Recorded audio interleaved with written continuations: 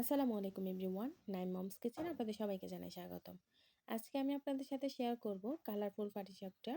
অনেকে এই পাটিসাপটাকে রঙিলা পাটিসাপটা বা প্রিন্টেড পাটিসাপটা বলে থাকে। কিভাবে কালারফুল পাটিসাপটা ডিজাইনটা তৈরি করবেন সেটা আপনাদের সাথে শেয়ার করব এবং কিভাবে স্মুথ পাটিসাপটা পিঠা তৈরি করবেন সেই রেসিপিটাও শেয়ার করার চেষ্টা করেছি। তো আশা করছি আমার আজকের রেসিপিটা আপনাদের কাছে একটু হলেও ভালো লাগবে। আর আপনি যদি আমার ভিডিওটি ইউটিউব থেকে দেখে থাকেন তাহলে আমার চ্যানেলটি সাবস্ক্রাইব করে দিবেন। আর যদি ফেসবুক পেজ থেকে দেখেন তাহলে আমার পেজটি ফলো দেওয়ার অনুরোধ রইল। তাহলে চলুন কথা না বাড়িয়ে আজকের রেসিপিটি শুরু করি। প্রথমে আমি একটা মিক্সিং বোলে দিয়ে দিচ্ছি 1.5 কাপ পরিমাণে শুকনো চালের গুঁড়া। আপনারা চাইলে এখানে ভেজা চালের গুঁড়াটাও নিতে পারেন। এবার আমি এখানে দিয়ে দিচ্ছি 1/2 কাপ থেকে একটু বেশি ময়দা। ময়দাটা দিলে পিঠা অনেকটা সফট হয়। এবার আমি এখানে দিয়ে দিচ্ছি 2 টেবিল চামচ চিনি। পাটিসাপটার স্বাদ বাড়ানোর জন্য আমি এখানে দিয়ে দিচ্ছি 2 টেবিল চামচ গুঁড়ো দুধ। দিচ্ছি সামান্য লবণ। এখানে গুঁড়ো দুধটা অপশনাল, আপনারা চাইলে এটা বাদ দিতে পারেন। এবার সব শুকনো উপকরণ আমি একসাথে ভালোভাবে মিশিয়ে নিচ্ছি। শুকনো উপকরণগুলো মিশিয়ে নেওয়ার পর এবার আমি এখানে দিয়ে দিচ্ছি কুসুম গরম পানি। যেহেতু আমি চালের গুঁড়া নিয়েছি তাই এখানে কুসুম গরম পানি দিতেছি। তবে সবগুলো পানি আমি একসাথে দিচ্ছি না। আমি অল্প, অল্প করে পানি দিয়ে একটা ব্যাটার তৈরি করে নিব। পাটিসাপটার ব্যাটারটাকে একদম পাতলা করে তৈরি করে নিতে হবে। যেহেতু আমি শুকনো চালের গুঁড়া দিয়েছি তাই ব্যাটারটাকে একদম ভালোভাবে ফেটিয়ে নিতে হবে।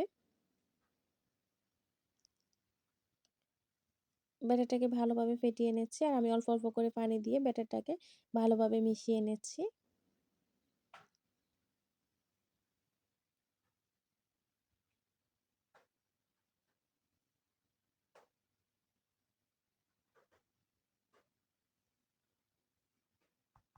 পাঁচ ৬ মিনিট সময় নিয়ে আমি ব্যাটারটাকে ভালোভাবে ফেটিয়ে নিয়েছি।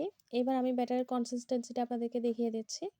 এটা দেখতে কিছুটা পাতলা হলেও এটাকে আমি ঢেকে রেখে দেব ২০ থেকে ২৫ মিনিটের জন্য।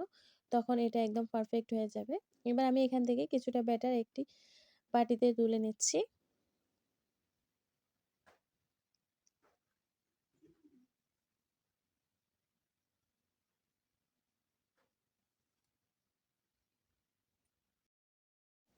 ব্যাটারটা তুলে নেওয়ার পর এবার আমি এখানে দিয়ে দিচ্ছি ১ চা চামচের মতো অরেঞ্জ ফুড কালার। এখানে আপনারা আপনাদের পছন্দ মতো যেকোনো কালার দিতে পারেন। এবার আমি কালারটা একসঙ্গে ভালো করে মিশিয়ে নিচ্ছি। ভালোভাবে মিশিয়ে নেওয়ার পর এবার আমি এগুলোকে ঢেকে রেখে দিব ২০ থেকে ২৫ মিনিটের জন্য। আর এরই মাঝে আমি খিসাটা তৈরি করে নিব। একটা প্যানে আমি দিয়ে দিচ্ছি ২ কাপ পরিমাণ লিকুইড দুধ। এরপর আমি এখানে দিয়ে দিচ্ছি ২ টেবিল চামচ পরিমাণ ময়দা। দিচ্ছি ২ টেবিল চামচ পরিমাণ সুজি। দিচ্ছি আমি স্বাদমতো চিনি। দিচ্ছি আমি 1/4 কাপ পরিমাণ গুঁড়ো দুধ। দিচ্ছি সামান্য লবণ। মিষ্টি খাবারের লবণটা পছন্দ না করলে চাইলে বাদ দিতে পারেন।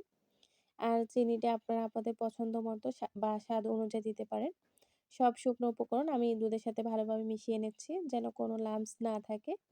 এবার আমি চুলার আঁচটা একদম লোতে রেখে এগুলোকে অনবরত নেড়ে জাল করে নিচ্ছি।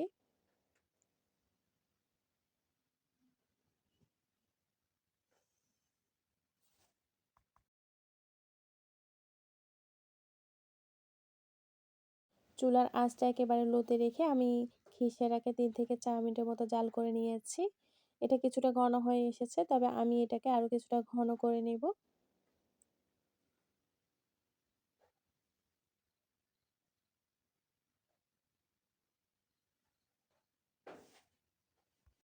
প্রায় ৭-৮ মিনিট পর আমার খিসাটা বেশ কিছুটা ঘন হয়ে এসেছে। আমি এই অবস্থায় এটাকে চুলা থেকে নামিয়ে নিচ্ছি। কারণ এটা ঠান্ডা হতে, হতে আরো কিছুটা ঘন হয়ে আসবে। প্রায় ২৫ মিনিট পর আমি ঢাকনাটা তুলে নিচ্ছি। আর ব্যাটারটাকে আবারও ভালোমতো মিশিয়ে নিচ্ছি। দেখতে পাচ্ছেন ব্যাটারটা পাটিসাপটার জন্য একদম পারফেক্ট হয়ে গেছে।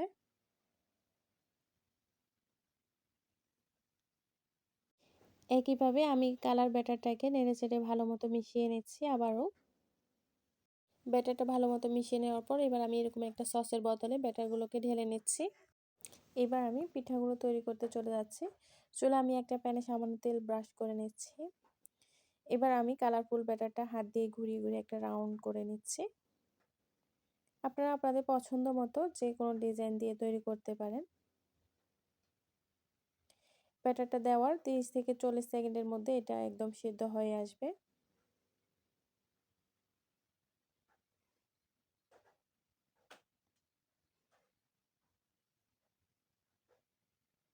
এটা কিছুটা হয়ে আসার পর এবার আমি এখানে দিয়ে দিচ্ছি 1 চামচ ব্যাটার। দিয়ে আমি এটাকে হাত দিয়ে ঘুরিয়ে একটা গোল রুটির মতো শেপ করে নিচ্ছি।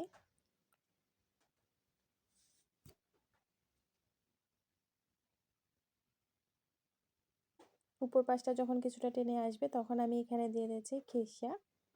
পিঠা তৈরির শুরু থেকে শেষ পর্যন্ত চুলার আঁচটা একেবারে লোতে রাখতে হবে।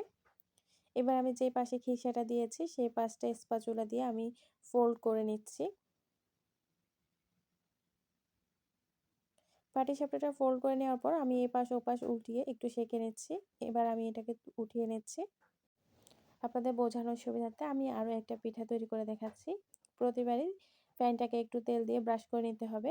তারপর আমি কালার ব্যাটারটাকে দিয়ে একটা ডিজাইন করে নিচ্ছি। ডিজাইনটা আমি আমার পছন্দ মতো করতেছি। আপনারা আপনাদের পছন্দ মতো যে কোনো ধরনের ডিজাইন করতে পারেন।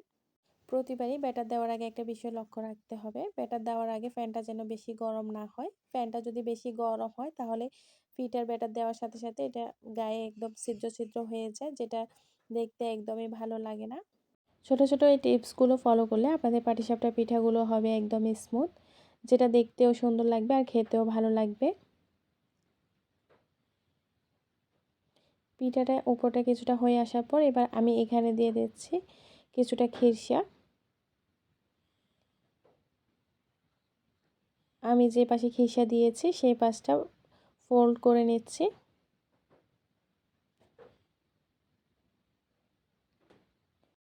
এবার আমি পিঠাটাকে প্যান থেকে তুলে নিচ্ছি।